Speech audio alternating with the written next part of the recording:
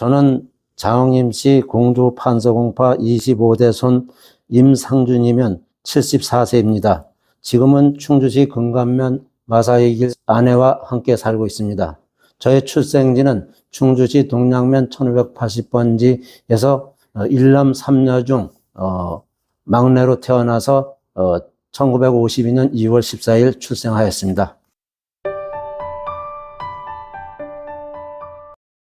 저희 아버님은 농사꾼으로서 일밖에 모르셨으면 어머니는 제가 어렸을 때 3년 동안 병원으로 누워 계시다가 운명을 달리하셨습니다.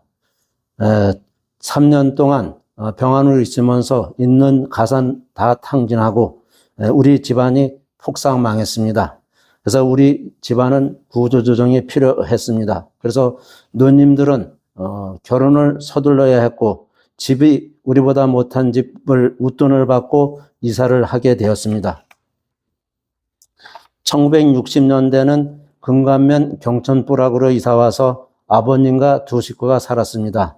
학교는 대미 초등학교를 다녔으면 이때 가정 형편이 어려워 도시락을 싸가지 못해서 점심시간에는 피해 있다가 와야만 하는 시절이었습니다.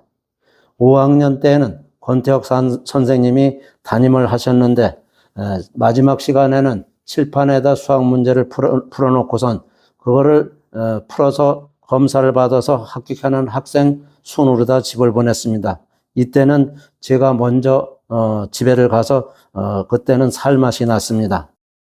대미 초등학교 1회로다가 졸업을 하고 가정 형편상으로다가 진학을 못하고 집에서 백수로 놀고 있었습니다. 그러던 어느 날 아버님이 저를 불러놓고 네가 우리 집의 희망이다.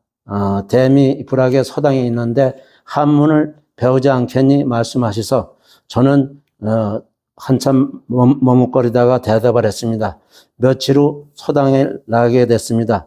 아침에는 서당에서 한문을 배우고 한문을 배운 다음에는 조선일보 지국장인 이상하 씨를 찾아가서 신문을 받고선 11개 부락을 들렸다가 늦게서나마도 점심 한 끼를 때우고선 서당에 가서 아침에 배운 한문을 읽고 쓰고 해서 천자문, 계명편, 동문서집, 명심보감, 통감 첫째, 둘째 권까지 배웠습니다. 우리 속담에 이런 말이 있습니다. 꿈이 있으면 길이 있다고 이런 말이 있습니다. 어느 날 대미 불악 친구 형님이 저를 찾아왔습니다. 중학교 가정 공부를 할 수 있는 길이 있는데 공부를 해보지 않으렴 하고 저한테 말씀하셨습니다. 저는 정말 꿈 같은 일이었습니다. 그래서 전국적으로 새마을운동이 시작이 되었는데 못 배운 젊은이들을 위해서 재건중학교를 운영한다는 것이었습니다. 그래서 우선 교실이 없어서 대미 초등학교를 토요일 일요일 주 2회 공부를 하였습니다. 이번에는 이제 선생님들이 대학에 갓 졸업하신 분들이 연명기, 김기량, 정성환, 안희삼 등 많은 분들이 희생을 하고 봉사를 해 주셨습니다. 그러다가 제가 첫 번째 시험에 8과목에 평균 98점의 점수를 받으니까 선생님들이 좋아하시고 자기들이 배우던 책들을 이것저것 찾아다가 저에게 전달을 해 주셨습니다.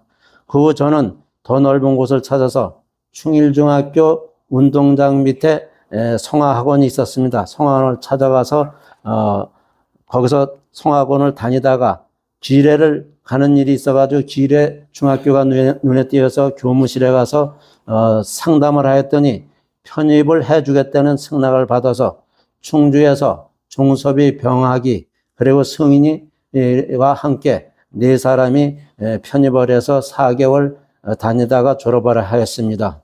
저는 고등학교 진학을 못하고 지인을 통해서 경기도 구파발 시장 입구에 가게 점원으로 가서 일을 했습니다.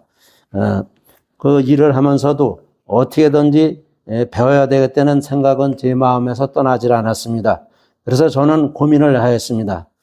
서울 중심지로 일을 찾아서 가서 배울 자리를 좀 찾아보자는 그런 결심이 섰습니다. 그래 갖고선 있는 도중에 아버님께서 전화가 왔습니다. 서울 충무로 이가 주유소에 사람이 하나 구현되는데 가보지 않겠니? 연락이 와서 저는 가기로 했습니다. 그래서 거기 가보니까 거기 충무로 이가 주유소에는 직원이 6명이 있는데 남자가 3명, 여자가 3명, 6명이 있고 밥은 매 식기마다 가정에서 아주머니가 해오셨습니다. 그리고 숙소는 사무실 안에 방이 있어갖고 거기서 자고 있었습니다. 그러던 중에 또 소식이 전해왔습니다. 야간 고등학교를 갈 수 있는 길이 있다는 겁니다. 그래서 주인은 충주에서 5명이 신 목사님 집을 찾아서 서울로 상경을 하였습니다. 그래서 입학식까지 그 신 목사님 댁에서 머물면서 있었는데 그 중에 제가 상담을 할 수 있는 시간이 있어갖고 목사님이 저한테 너는 가정이 어려우니까 고등학교 2학년으로 편입을 시키겠다. 그 대신 취직도 시켜주겠다는 약속을 해주셨습니다. 그래서 저는 남산 밑에 자석열쇠 가는 공장에 취직을 했는데 삐빠르다 맨손으로 자석을 갈다 보니까 손이 파여서 아파서 한 달 다니다가 그만두었습니다. 그래서 수소문에서 명동에 15층 건물을 짓는 데 가서 현장에 가서 질방에다가 모래자갈을 짊어지고선 나르는 작업이었습니다. 그러던 어느 날 선생님이 저를 집으로 호출을 했습니다. 왜 한마디 상의도 없이 공장에서 그만두었느냐고. 그래서 저는 자초지종을 다 말씀을 드렸습니다. 지금은 어떻게 지내느냐고 물어서 건축 현장에서 일을 하고 있다고 말씀을 드렸더니 선생님이 말씀하시기를 자기 친구가 서울 신당동 동대문 전화국 옆에 전화상회를 하고 있는데 거기 취직을 시켜줄 테니까 잘하고 있으라고 말씀을 하셨습니다. 그래서 저는 낮에는 전화상에서 일을 하고 밤에는 야간 고등학교를 다니면서 힘들게 고등학교를 졸업했습니다. 이 무렵에 저를 버티게 한 것은 제가 이제 규례중학교 다닐 때 그 여자친구가 하나 있었습니다. 그 친구가 매달 2번 내지 3번 편지를 저한테 날렸습니다. 저는 그 편지를 받고선 그게 저에게 많은 힘이 돼서 저에게 큰 도움이 되었습니다. 그 친구도 원주시청에서 여성국장으로 재직하고 있다가 퇴직을 하였습니다. 그리고 또 이 에피소드 한 개는 고등학교 3학년 때 한양여고 여자친구를 하나 알게 되었는데 제가 이제 야간 고등학교 그러니까 저는 학교 가고 거기는 학교에서 오고 중간에서 만나곤 하였습니다.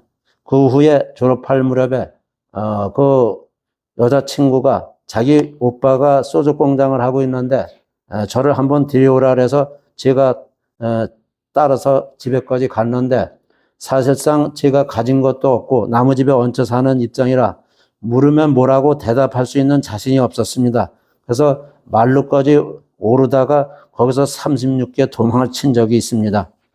지금 와서 생각하니 그때 도망을 안 가고 거길 가서 오빠를 만났다면 내 운명, 내 인생이 어떻게 됐을까 한번 생각을 해봤습니다. 저는 공직생활을 34년을 했기 때문에 주 생활이 공직생활입니다. 그래서 74년도 4월 16일자로 수안보면에 농림직으로다가 구급으로다가 임명하여 그에 다시 또 행정직 구급시험에 응시해서 산청면으로 12월 1일자로다가 발령을 받았습니다.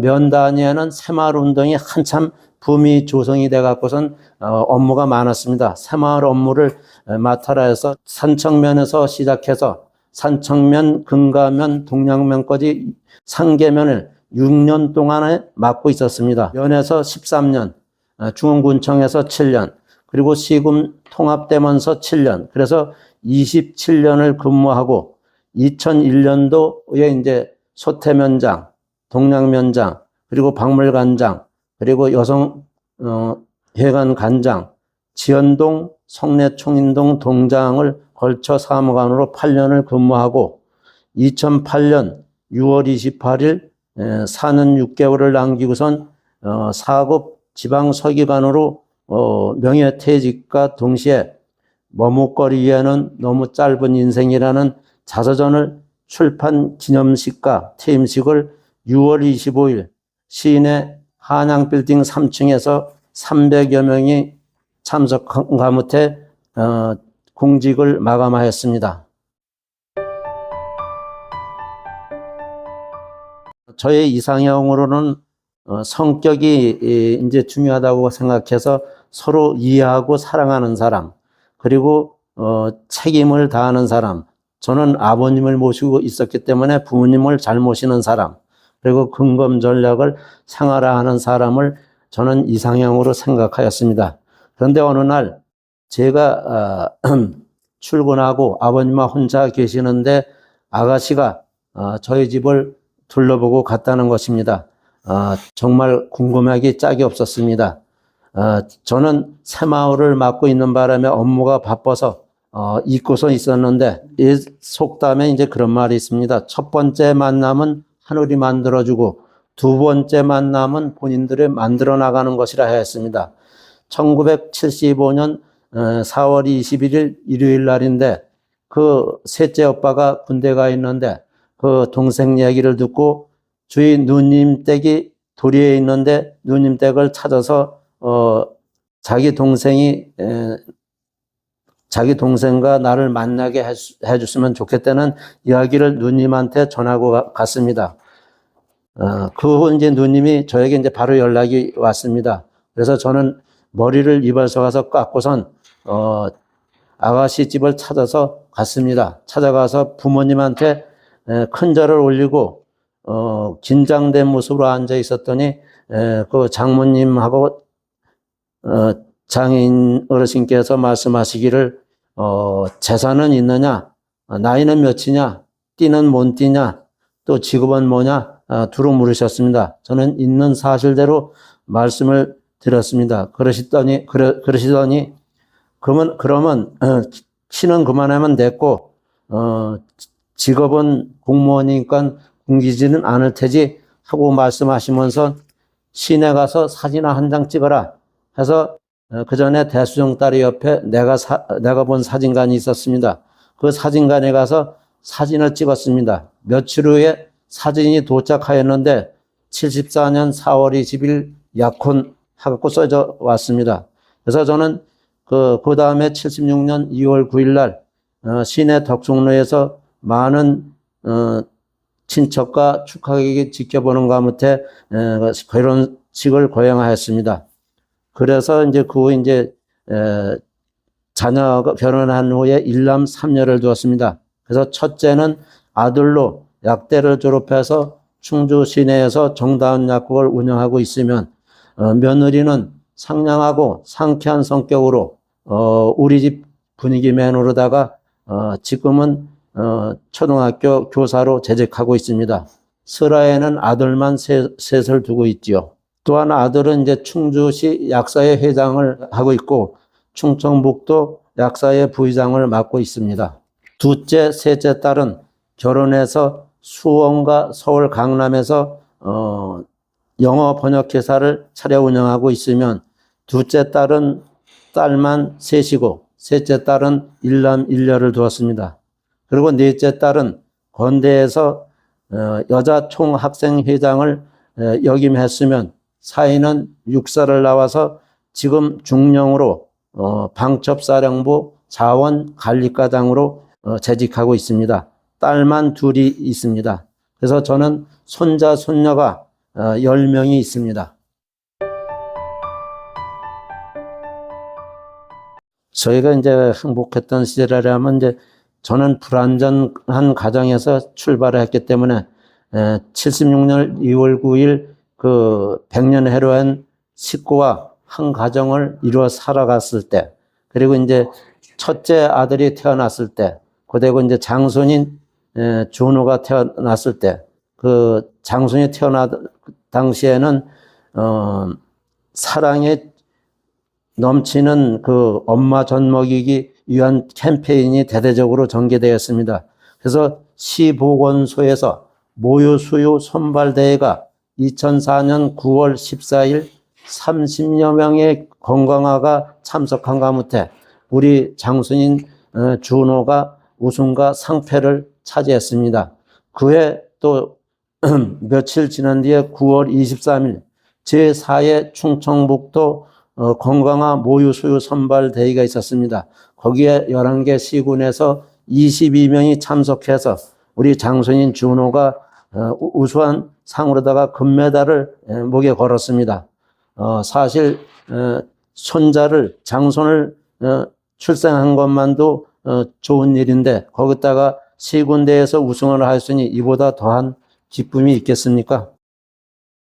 그리고 공무원들은 이제 9급에서 시작해서 5급 사무관으로 승진하는데 하늘의 별 따기보다 힘듭니다. 대부분이 6급에서 퇴직을 하기 때문이죠. 왜냐하면 이 당시에는 사무관 시험을 내무부에서 주관해서 시험 문제를 출제함으로 인해서 문제가 엄청 어려웠습니다. 그래서 우리 때는 이제 이것이 제도가 바뀌어서 한 달 동안 중앙연수원에 가서 교육해서 과목 40점 간학이 없이 평균 60점이면 사무관으로 임명하는 제도로다가 바뀌었습니다. 그래서 저는 교육과 동시에 2001년 2월 24일 소태면장으로 사무관 승진과 동시에 임명을 받았습니다. 여기서 에피소드 하나 소개하겠습니다. 2022년도 12월 달에 더 베이스 호텔에서 대미날 행사가 있었는데 저보다 한 해 후배인 후배가 저를 찾아와서 손을 잡으면서 고맙다고 감사하다고 축하한다고 말을 전했습니다. 사실상 옛날에는 부잣집 정미소 딸인데 우리 같은 어려운 사람은 쳐다보지도 않았었는데 옆에 와서 그래 서성거리면서 가지 않는 걸 보고서는 얼른 빨리 가서 자리에 앉으라고 권한 적이 있었습니다. 또 2003년도에는 동양면접으로 재직하고 있을 때 여자친구 어머니가 저를 찾아와서 내가 면장젖을 어렸을 때 많이 먹였다고 말씀하셔서 저는 얘기를 못 들어봐서 엄청 당황한 적이 있습니다. 사실은 이제 아주머니는 기뻐서 하시는 말씀이라 저도 고맙다고 감사하다고 인사를 드리고 배웅한 적이 있었습니다.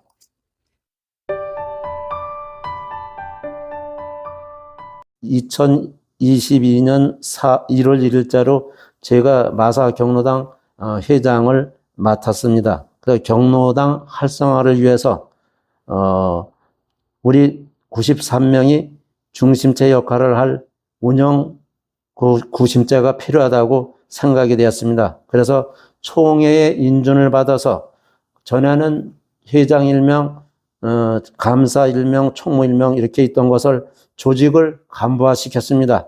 그래서 회장 1명, 부회장 2명, 감사 2명, 사업부장, 관리부장, 그리고 총무부장 각각 1명씩 해서 3명. 그래서 주인은 부락이 제일 큽니다. 그래서 5개 반이 있습니다. 그래서 각 반에 반장 1명씩 해서 5명에서 13명으로 임원회를 만들고 저희 구심체 역할을 만들 자원봉사를 구성을 했습니다. 그래서 임원 13명은 의무적으로 입단을 시키고 7명은 지원을 받아서 자원봉사단 20명으로다가 구성을 하고 매달 한 번씩 만나서 꽃밭 가꾸기를 하고 그리고 임원회로 대체하도록 회칙도 개정해서 자원봉사가 모이는 날 모든 중요한 사항을 경당 중요한 사항을 토의하고 상의하고 결정을 합니다. 그랬더니 많이 활성화되고 있습니다. 또한 이제 청주 보건병원과 협의해서 의사 선생님이 우리 불악을 방문하셔갖고 노인들 33명을 진찰 카드를 만들어 놓으시고 매주 금요일 날 가정방문 간호사가 방문해서 그분들을 보살피고 있습니다. 그리고 그분들하고 가정방문 간호사하고 통로가 돼갖고 어려운 일이 있으면 상의를 해서 방문해서 또 치료를 수시로도 해 주십니다. 그래서 노인들이 엄청 좋아하시고 삶의 질이 높아지는 계기가 되었습니다. 그리고 치사도우미 2명을 작년 6월 달부터 지정받아서 경로당 식당을 한 달에 10일 운영하고 있습니다. 첫 번째는 이제 부식비가 비싸서 반대하시는 분이 많았었는데 막상 운영하고 보니까 식사를 하시는 분들이 재배하는 꼬치, 오이, 가지, 뭐 호박, 파 이런 걸 가져오셔 갖고선 그래도 운영에 많은 도움이 되고 있습니다. 첫 번째는 이제 그 식사를 하시러 오시는 분들을 제가 전화를 모두 드렸습니다. 그래서 오실 분을 선정을 해갖고 반을 조성해서 첫 번째는 4개 반으로 해서 운영을 했었는데 이거를 더 식사를 하시기 위해서 2개 반으로다가 운영을 하고 이제는 기반이 잡혀서 반장님들한테 연락하면 반장님들이 모시고 와서 식사를 하고 있습니다. 그래서 식사를 하신 뒤에는 앉아서 서로 대화를 나눠서 노인분들이 즐거워하시고 좋아하십니다. 그리고 이제 노인들이 대접받는 분위기 조성을 위해서 연말 총회 때 장안 어버이 그리고 노인 기여자, 모범 청소년 등을 선정해서 감사패를 전달하고 있습니다. 그래서 노인들이 존경받는 분위기 조성에도 심려를 기울이고 있습니다. 명예퇴직하고선 머뭇거리기에는 너무 짧은 인생이라는 자서전을 출판했는데 제가 이제 그 행복이 목을 내리는 책자가 이제 거의 마무리 단계에 있습니다. 거기 그 책자를 출간하는 것이 이제 앞으로의 희망이고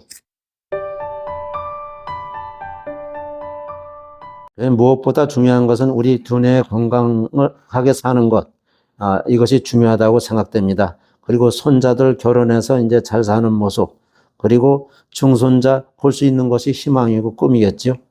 저는 어려서부터 불안전한 가정을 살아왔기 때문에 안전한 가정을 만드는 것이 꿈이었습니다.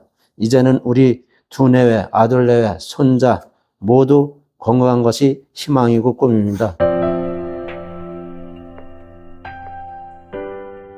선배로서 후배들에게 전하고 싶은 말은 어느 누가 내 인생을 대신해 주지 않습니다. 내 인생은, 내 삶은 행복을 만들어 나가는 것은 바로 납니다. 내가 주인공이라는 것을 여러분들은 빨리 찾으셔야 됩니다.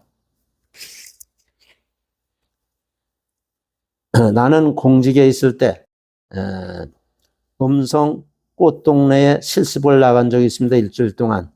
나는 그곳에 실습을 나가서 많은 것을 보고 깨닫고 느꼈습니다. 나는 나의 소중함, 나 자체가 행복하다는 사실을 저는 느꼈습니다. 그래서 누구를 원망하거나 탓하지 마시고 맡은 일에 열과 성을 다하고 매사에 감사하는 마음으로다가 행복을 만들어가면 좋은 날이 올 것입니다. 우리나라 노인들을 대상으로 설문조사를 하였더니 후회하는 일 10가지를 말씀하셨습니다. 첫 번째는 저축을 많이 할 것, 두 번째는 아내에게 좀 더 잘할 것, 세 번째는 노후에 함께할 친구를 만들 것, 넷째는 자식과 대화를 많이 할 것, 다섯 번째는 건강 관리를 잘할 것, 특히 치아 관계를 말씀들을 많이 하셨습니다. 여섯 번째는 배움에 멈추지 말 것, 일곱 번째는 평생 할 수 있는 취미를 가질 것, 여덟 번째는 일기장을 써서 기록을 남길 것, 아홉 번째는 연금이나 보험을 들어서 노후를 준비할 것, 열 번째는 새로운 일에 도전하고 여행을 많이 할 것을 말씀들 하셨습니다. 여러분 삶에 많은 도움이 되시기 바랍니다. 끝으로 저는 아내에게 할 말이 많습니다.